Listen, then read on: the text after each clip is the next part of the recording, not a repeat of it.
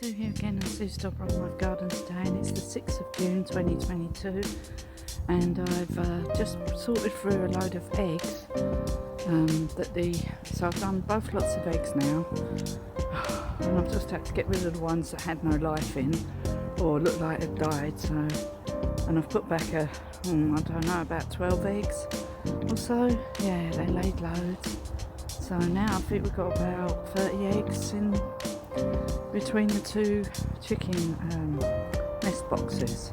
So anyway, I've done that, and I've just mulched my potatoes. The King Edwards just started coming through. I just noticed, so I've mulched them up again, or earthed them up, whatever you want to call it, same thing.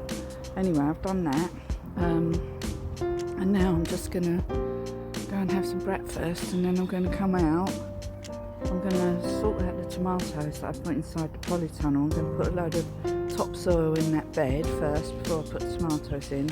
Then I'll dig a big hole and put in some compost and some bloodfish and bone inside the hole, and then I will plant the tomatoes. But first of all, I want to sow some radish seeds at the back of them and wipe the plastic down before I put the tomatoes in. And then I've got to do paperwork today. Oh yeah, I've got to do that. My car is going in on Wednesday to be sorted out. Yeah, the pipes, you know, the brake pipes need doing. So yeah. So anyway, hopefully that'll be alright after that. So I'm disappointed with my daughter because I can't go and see her. So anyway, I've just got to carry on. We've got a lot to do here. Oh, so anyway, that's it for the minute. I'm just going to go and have some breakfast and then come back out. It's a nice day today, even though there's no sun at all. No sun, but clouds everywhere. But at least it's not freezing cold like it was yesterday. And apparently you've got to wait for the temperature to get warmer before you can put the squash out. I might build one of the arches today, see how easy they are to build. I was watching a girl build one of those arches and they look really easy, you just need a screwdriver. And then I've got to figure out how I'm actually going to get them in the ground. That should be interesting. Might have to pickaxe some holes to get them in the ground, because obviously I want them to go across the no-dig beds. So that would be interesting. I'll just make them first, make one, and then see where I'm going to put it. And because I want it to go over there really, between those two beds. I don't know how wide they are, so we'll just see. I'll get one and have a look and have a go, okay? So I'll see you again soon. And I just thought before I go, I'll just show you what I just did. So I've literally just earthed up these potatoes in here, which are the King Edwards. So what I've done is taken some of our grass clippings from here. Very rough grass that was, because that was like the first cut, really rough. So I've just put that on top of here, so now they're all covered up again. These ones are starting to do really well now. So these are the Maris Piper ones, they're starting to come through really well now. They've been mulched up 3 times, so I do them 3 times and then that's enough. So them ones will be done twice now, so they need one more go. Once they start coming through there again, I'll mulch them up again, and then that will be enough. Like these ones have been mulched 3 times and they're all growing really well now. And these are the Charlotte potatoes, second earlies apparently. I never bought any first early potatoes. And the ones at the front, I think are the shop bought ones that I bought. And yeah, so they're growing really well, so we should get some potatoes soon. I think there might be some potatoes inside the polytunnel which we're going to go and retrieve today, because I might clear that corner out, because I need to get that bed prepped for the rest of the tomatoes. So I've got tons of tomatoes. I can't grow them all in the polytunnel, but I'm going to put a load in the pots in the polytunnel. I really wanted to go and B&Q and get those cheap buckets, but it would cost a lot of money just to go to B&Q, you know, petrol wise. So I might as well just order some cloth bags online, or see if I can buy some cheap buckets or pots online. I swear I bought some before So anyway, that's it. Stop my polytunnel. I'm just going to show you what I'm going to do over here today. So I've just gone and got a bit of topsoil and put it on top of here to fill it up a bit more. And what I want to do now is just clean the plastic at the back there, because it's all a bit dirty. So I'm going to give it a little wash, and under the table there, and just wipe that off a bit. And I've just gone and got some seeds, and what I'm going to direct sow into that bed are some of these China rose. These are old, I don't know if they'll be alright, but anyway, these China rose radish I'm going to plant. I bought these ages ago from organic gardening. I'm also going to grow some of these onions, white Lisbon, for a spring onion. I've just realised I haven't grown any, and I just found some dill, and my partner likes dill, and we need dill for some of the recipes. Oh, my son wanted dill the other day for something. Anyway, so I've got a few dill seeds in here, so I'm just going to direct sow them. And we've sowed the dill here, because I think we've sowed the dill at the back, because the dill's quite tall, isn't it? And then in front of that we will sow a row of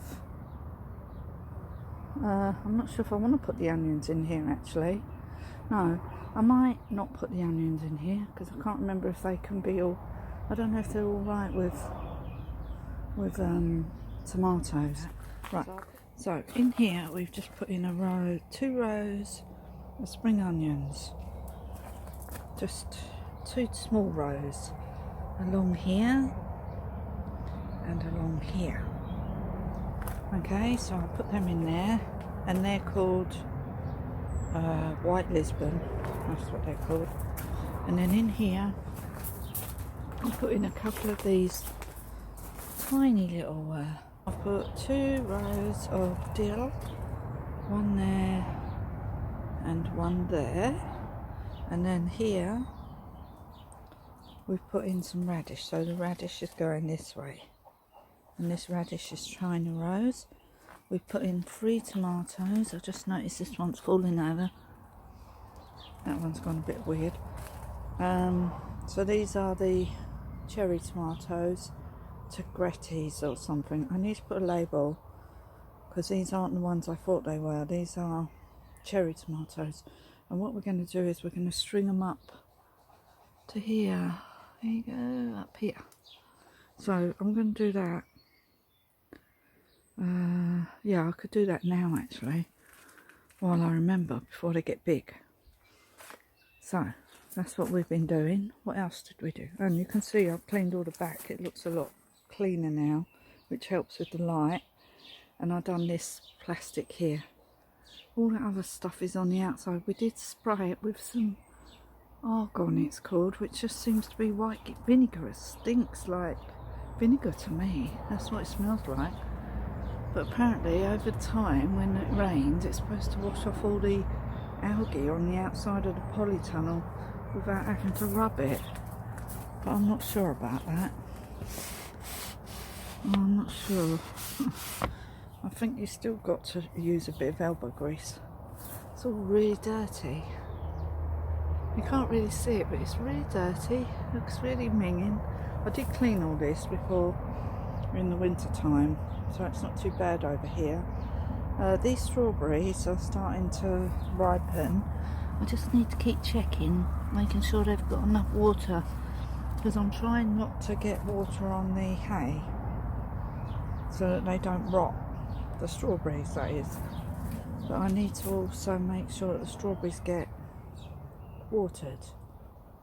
So I might just go around the holes where the strawberries are, rather than using the spray, use the jet wash bit and press it lightly, and then you could get it more centralised. These are ripening. So yesterday I showed you these, and today they've ripened more. Oh, this one's starting to ripen now, so that's good. Need the strawberries to stay on the hay. I'm trying to get off, but there's loads of strawberries in there, so we should have a good harvest. And then once the strawberries are done, they start sending out runners. So when they start sending out runners, we're going to take the runners and we're going to cut them off and put them in pots. And then I'm going to make a brand new strawberry bed in my no-dig garden for next year, because I think next year we'll move these strawberries after they've finished, so I really don't want them going mental in here. Oh yes, I must do this today because they're getting really big. They're huge. Yeah, we need to harvest these. Really big ones too. Right, I'll do that. Ah, there's a snail there, look. Ah. Let's go and get that snail without getting stung by the stinging nettle or treading on my peas. Oh, here we go. Don't sting me. Stinging nettle. Nope, managed to get it. There's the snail. Where are we? Yeah. Go and throw it in the field. What's that bird? What is that bird? So I'll throw it through here, shall I? I'll probably come back again. Anyway, throwing it. Where's that bird? What is that bird? Moaning. It's getting jungly out here. I need to have a bit of a clear up. I thought they'd be alright out here. Oh well. These have got trusses on. They've got some flowers coming. Which are not trusses, just flowers, aren't they? What's going on with that? Isn't that the white? That looks like it's moved, that plant. Yeah, these are the red currants under here. Wow, they're getting big now. Can you see them on the bottom? So I've got to see how you trim these. I don't want them to get too massive, all these bushes. I don't want them to grow too big. Right, no dig bed area. The 4 trees, they're going to go. Yeah, anyway, I'm getting distracted. I'm not doing outside at the minute. I uncovered all my beds there, look. All uncovered. Because I've got to pull out the rest of that beetroot there. So I've got loads more new beetroot growing. And the other beetroot's gone to seed. So it's coming out. I want to know when the garlic's done actually. When's it done? When's it done? I don't know. When's it finished? Right, this week also, look at this garden. I need to just pull out a few weeds. I have suppressed them a lot with this mulch. It definitely works to mulch the garden with whatever you can find to put on your garden to stop the weeds. But look at the PHEW. It's all coming out. Oh, it's going to look wonderful. I think that's helping with these plants, because the more sort of plants you've got in a bed, the more moisture you have. I swear there's a little bird over there behind there. There's my 2 roses, those 3 roses over there. I've got to get those in. I'm going to put them in the front garden where the roadies are now dying already. They die back quick. The flowers do. Not the plant, the flowers. And we need to do... Oh, yeah, we need to sort this out. This is what we're doing this week. We're going to take these out. They're all flowering. These purple sprouting broccoli are done. I need to sow some more purple brown sprouting broccoli seeds. That'll be my next lot of seeds to sow. Purple sprouting broccoli. Because this is all going to seed now. Look, it's all getting flowers on it. It's done now. So we're going to take all this out, clear all this out. And while we're doing that, we'll clear all the back bit around here. Just make sure there's not too many weeds.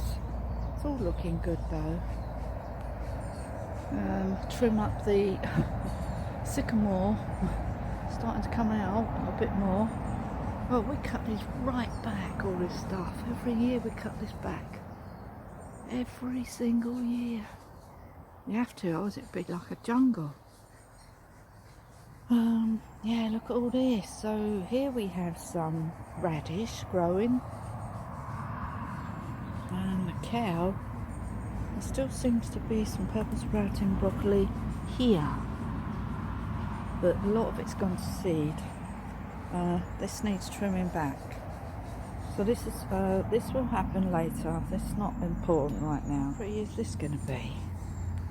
I might try and get some seeds from it once it's done. Not that I've run out of celery seed, I've got tons, but it'd be nice to have celery from your own seed. Wow, what's going on in my pond? I can hardly see it. Look at the mint. It's gone mental. Look at my tree. My Christmas tree. It's grown tons. My 3 Christmas trees over the other side aren't growing at all. And the reason why they're not growing is because they're completely pot bound. It suits me at the minute because I don't want them to grow. How are we doing with the pink blueberries? These are blueberries. This is a blueberry plant. This is the pink blueberry. Let's get loads of things on it. I put it in here like this, all really close together, so that they're sort of protected. They seem to like it and they help each other stay upright. Now look at them all the beautifulness. The only worry I've got is the tomatoes, but if they all die out here then that's going to happen because I can't drag them all in the polytunnel because I still have loads of tomatoes. Yeah, so my next mission in the polytunnel this week is we're going to clear this bit. We're going to do this bit. I know it looks pretty, but there's loads of weeds in there. And we now need this bed because we need to put some more of the tomatoes in. Look at the cabbage there. It looks quite exotic, doesn't it? The cabbage is there and the cabbage at the end. We're nearly finished putting stuff in here because we won't be able to fit much more in here. So I might have to take out those Californian poppies so I've got more of a bed there. I only put them in temporarily while I was small, because then we've got to find some room for the leeks. So they're getting a bit big, those pots, they're going to have to be moved on. Courgettes and squash are all going to go in the noted bed area. And I've got to build the arches this week, so we've got arches to build, a pool of squash and pumpkins in. Look at these courgettes need to go in now. So let's go and do something.